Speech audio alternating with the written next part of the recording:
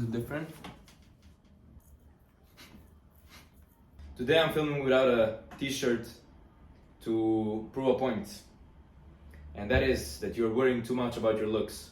Before we start, I'm gonna make a few assumptions about you. You work out, you obsess over your hair, what others will say about your outfit, but you want to be masculine. Are you a woman? The main thing that makes you masculine is your temperament, meaning that you're assertive, you're aggressive, and you don't dwell on unimportant things such as, oh my god, what people will say about my Gucci sweater, $500 for a hoodie. Hopefully someone will say something.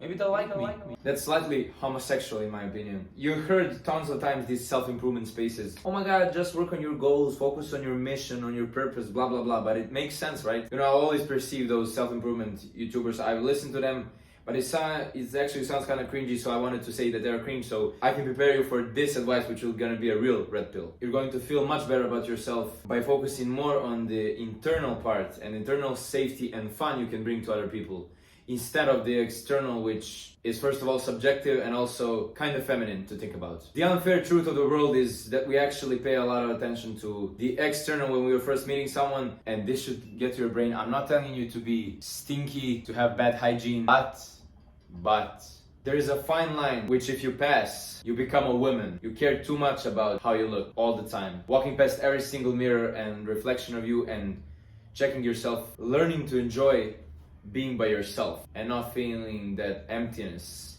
that void when you're alone. I'm going to give you some tips on how to do it, but first I want you to understand the philosophy behind it and why it's necessary to have the ability of living alone. No matter how much you try, there's no way you're going to be able to live without your brothers and friends and sisters and as well your wife and family. But that doesn't mean that you shouldn't make your life as exotic as possible while you're alone. Why am I pointing with my fingers like it's a windshield? Having that ability to laugh, have fun when you're alone, having fun being yourself, that would be the most important social life advice you could ever hear. Practicing being alone and being fun on your own will improve your social life a lot, because you'll hang out with your friends purely out of love and not just being alone, which would then lead to hanging out with bad people, with not the right ones, deteriorate your mental health even more because you're gonna feel even more alone with them and you don't have anybody else, and this is gonna bring you like a whole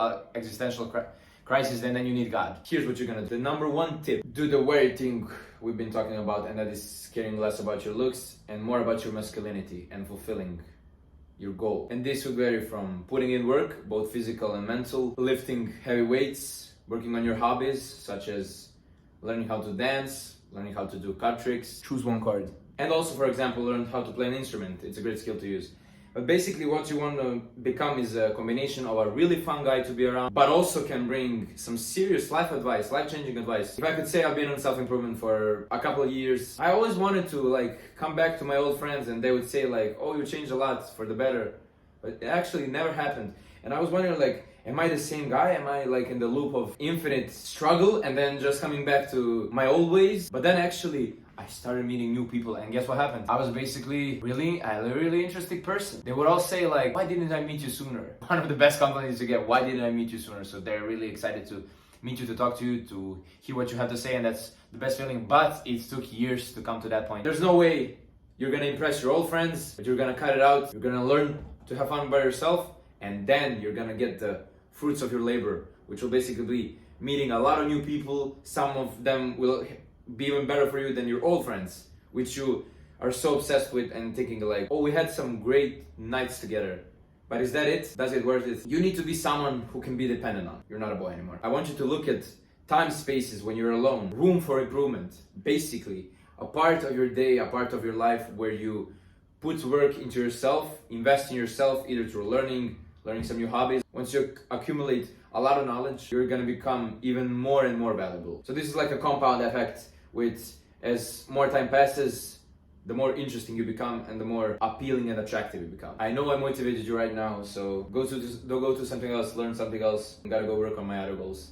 Peace out. Every single YouTuber on the planet instead of being my own self. Goodbye.